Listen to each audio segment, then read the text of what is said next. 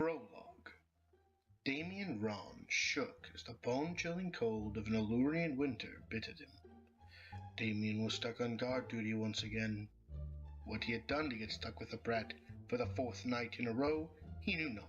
Delane Bold, or the Brat, as the guardhouse had taken to calling her, was the eldest daughter of King Duncan Bold at age 22, making her the heir to the throne.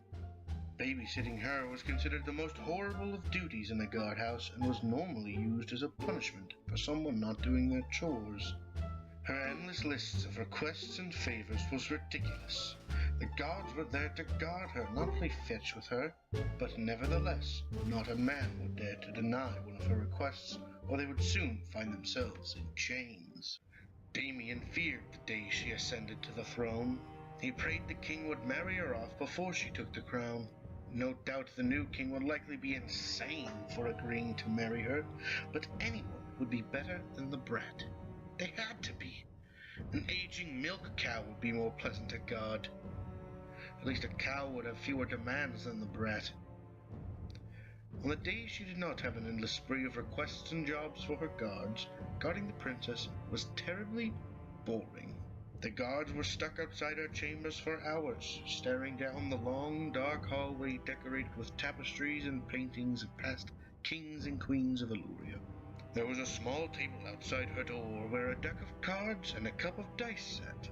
Unfortunately, they were used so much that nearly all the numbers had been marred away. Although the art decorating the hallway truly was magnificent, with its arrays and blends of color, after several hours, everything slowly blurred together into a swirl of faces colliding together.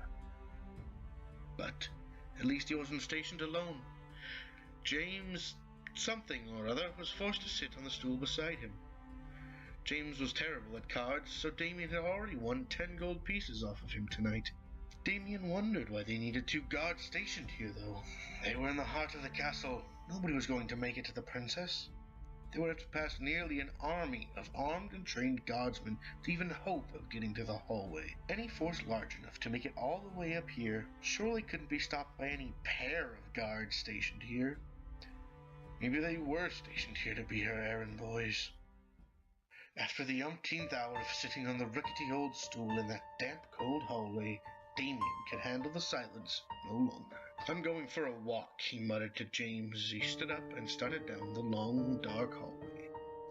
He knew he'd get thrown in the pit for a week if Sergeant Coley found out he had left his station without orders from the brat, but he needed to stretch. He figured he'd be safe as long as he went no further than the end of the hall. He could still protect the princess, but this way he could at least get his blood flowing. Damien was no beginner in the guardhouse, enlisting as a boy whose whiskers had barely started to show. Now in his late 30s, he was a veteran. From boyhood, Damien dreamt of one day leading an army of men against the forces of evil to save the kingdom. But alas, growing up in a poor farming family, he knew he would never get that chance. In Illyria, only knights were allowed to lead men into battle, and only those of noble blood could become knights, so Damien was stuck as a guard. But if war was ever on Illyria's doorstep, King Bold would enlist the guard into the actual army, rather than just have them stationed on watch. His wife was glad he wasn't a royal. "The guard is a safe place for you," his wife would say whenever he moped about not being a knight. "If you were a knight," said his wife, "you would hardly ever see me or your daughter." But his wife hadn't foreseen those cruel bandits killing her and leaving his daughter for dead while he was on guard at the castle. Damien was pulled from his daydreaming by the sound of someone else's footsteps. From his position, there was no way he could make it back to the stool before the stranger turned the corner. Although nobody was scheduled to be in the princess's rooms, it was not too uncommon for her father to stop in to see her. Well, Damien thought, "I'm going to be reprimanded anyway, so if it's not the king, at least I can be prepared." He silently unsheathed his sword. Damien froze so as not to give away his position in case it was an intruder. There! That noise! He knew that noise. That was the sound of a sword carelessly being drawn from its scabbard. Nobody was allowed to have a weapon in this part of the keep, save the guards and the king. Not even any knights or their leader, Prince Richard, were allowed to come here armed, and the king never drew his sword. This had to be an intruder. This was the last thought he had before a blade suddenly shot out of his chest. Damien fell to the ground as the assassin removed his blade from Damien's chest. As Damien's body lay on the ground in a pool of his own blood, he saw James' smiling face appear above him, shortly followed by the smiling face of Prince Richard, High Commander of the Knights of Illyria. Damien had messed up. He left his post and left himself vulnerable. Now, because of his mistake, the princess was going to be killed.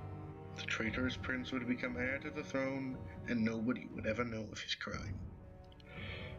At least Damien lived long enough to see the prince stab his dagger through the heart of that bastard James. James fell to the ground next to Damien with a muttered, "Why, I did exactly as you asked." "Sorry, James. I just can't afford to have any loose ends. Simply can't let you live to blackmail me once I ascend to the throne, now can I? No hard feelings?" Damien's life force gave out as the prince picked up the sword, James something or other, and started towards the door to his sister's room. No, she was not his sister any longer. Now she was his victim.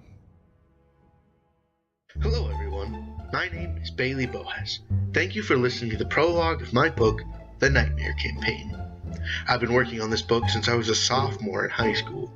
I've gone through numerous bouts of writer's block and often been drained completely of all inspiration. I've edited and re-edited countless times, so I decided enough was enough. I was going to get nowhere continuing the way things are, so I've begun publishing the book as an audiobook here on YouTube and in text form on Wattpad. I'm working just off my laptop, so the sound quality isn't great, and I'm brand new to this whole video editing thing, but I'm looking to improve both with time. If you'd like to read the text version, the link to the book on Wattpad will be in the description down below. If you like this prologue chapter, make sure to like the video, subscribe to my channel, and put the bell notification on to ensure you're notified when I post the next chapter. And if you have any authorial tips or criticisms, leave them in the comments down below. And of course, a huge shout out to Kevin MacLeod, whose music I've used for the backgrounds of this video. I'll see you next week when we meet the first protagonist of our story, Carter, in Chapter 1, A Day Like Any Other Day.